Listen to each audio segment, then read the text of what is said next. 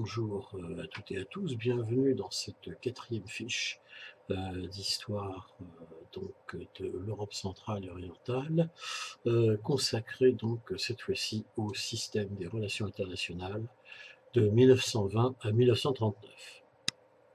Alors, il y a plusieurs éléments ici que l'on peut noter.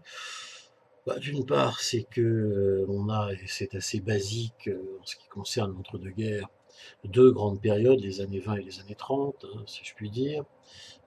Les années 20 sont caractérisées par le maintien, comme j'avais déjà précisé, du système d'influence occidentale sur l'Europe centrale, tant bien que mal, hein, et on le sait, ce qui va en partie tout balayer à la fin des années 20, c'est justement la fameuse crise économique, hein, de 1929, le fameux krach boursier de Wall Street, hein. Les années 30, elles, sont marquées, suite en partie à ce krach boursier, par un net recul de l'influence occidentale, hein, et évidemment l'émergence, hein, d'une part de l'Italie fasciste de Mussolini, de l'Allemagne nazie de Hitler, au terme d'une terrible guerre civile de l'Espagne de Franco, hein, et tout cela étant prêt à affronter cet autre totalitarisme né au début, tout début de notre période, hein, on l'a vu, qui est évidemment le totalitarisme communiste à l'Est, notamment sous Staline. Alors les trois grandes peurs qui vont caractériser la période des années 20 sont d'une part effectivement une peur, hein, de la contagion de la révolution bolchevique. On en a déjà vu tous les détails. Rappelez-vous de Bell Lakoun en 1919, en mars 19 en Hongrie, hein. La peur d'un retour de la puissance allemande, hein, c'est-à-dire au terme de contestation du traité de Versailles, développement du nationalisme, hein, et donc bien sûr retour aussi du militarisme allemand, tout cela fait très peur. Et également, troisième, la peur tout simplement d'un retour des, comment dire, des monarchies, hein, des Habsbourg, hein, à la tête de la Hongrie ou de l'Autriche. Alors face à cela, eh bien, les Occidentaux n'ont plus tellement le choix que de revenir au bon vieux système des alliances militaires, celles qui vont signer dès l'année 1920, qu'on va appeler la Petite Entente, en référence à l'entente de la Grande Guerre, qui va donc établir des alliances militaires privilégiées, renforcées, avec trois pays de la zone, que sont la Yougoslavie, la Tchécoslovaquie et la Roumanie. Donc, également, autre chose que vont faire les Occidentaux pour renforcer la stabilisation de l'Europe centrale, ce sera de renoncer progressivement aux réparations autrichiennes, bulgares ou encore hongroises. Donc, tout cela va ouvrir une période relativement importante, une série de conférences pour fixer le montant des réparations allemandes, qui ne sont évidemment jamais payées. Tout cela aboutit à la crise de la Ruhr en 1923. Poincaré envoie ses troupes pour que les industries allemandes tournent pour les Occidentaux. Le plan Dawes, donc américain, en 1924, permettra de trouver une issue à cette affaire. Et tout cela est célébré, hein, par le pacte rhénan, hein, dans le cadre des accords de Locarno, signés en octobre 1925 entre Aristide Briand et le chancelier allemand Gustav Stresemann. Ces accords de Locarno vont permettre à l'Allemagne de rentrer dans l'SDN et d'établir en fait le fait que l'on pense à ce moment-là que l'Allemagne désormais est normalisée et va devenir un pays avec lequel les Occidentaux pourront vivre en harmonie.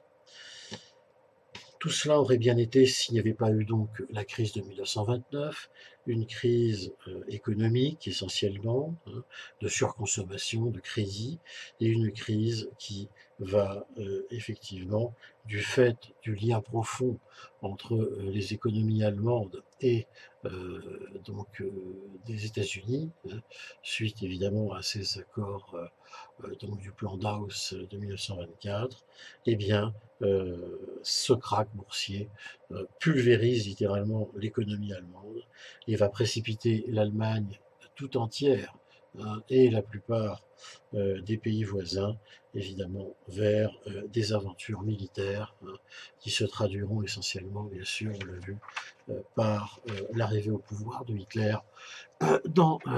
au début des années 30, le 30 janvier 1933. Ainsi donc, cela va être le début d'une politique de contestation systématique des traités de paix, hein, du traité de Versailles, et ce qui va se produire donc, c'est l'émergence ensuite, l'épanouissement, pourrions-nous dire, hein, des autres totalitarismes. Hein. D'une part, le fascisme italien qui ne va qu'en se renforçant. C'est une organisation qui est basée sur des syndicats en corporation, sur un enrôlement de la jeunesse, dans les organisations du parti, une propagande officielle au service du régime, et enfin le rôle omniprésent du parti, dont les membres sont aux commandes de tous les postes de l'État. Hein. Donc on est vraiment dans un État-parti avec le régime fasciste. Il ne manquait plus que le troisième protagoniste qui est Hitler. Hein. Hitler, dont l'idéologie est avant tout basée sur les théories raciales nazies, hein, qui place le germain au-dessus de tout. Hein. Les autres peuples sont considérés comme des races, comment dire, esclaves, hein, de la race élue. Le parti nazi est central dans l'État allemand.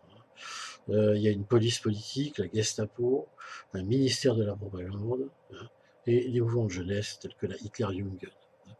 Tout cela va être un régime extrêmement dur, dont l'objectif principal sera le réarmement, hein, et la reconstitution de la puissance allemande d'avant-guerre. Pour cela, on peut se pencher sur les différents coups que Hitler va mener. Hein. Dès 1935, première violation du traité de Versailles, en mai 1935, il, comment dire, réarme, hein, réoccupe, donc fait réoccuper en tout cas la rive gauche du Rhin. Hein.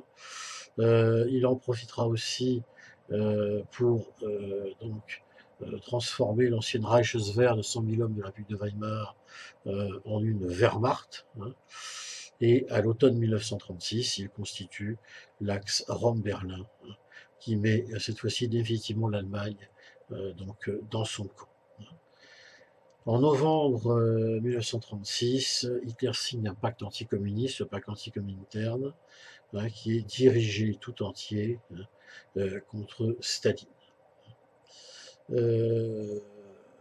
Enfin, pour achever, hein, de détruire ce début de destruction de l'ordre de Versailles, il va faire deux coups importants qu'on développera dans le cours suivant. Le 13 mars 1938, d'une part, il va annexer l'Autriche avec le système de l'Anschluss, qui pourtant était interdite par les traités de paix, avec un plébiscite qui approuvera à 97% son attitude. Et pareil, donc en septembre 1938, cette fois-ci, eh bien, il va utiliser le levier de la question des minorités que nous avons vu la dernière fois.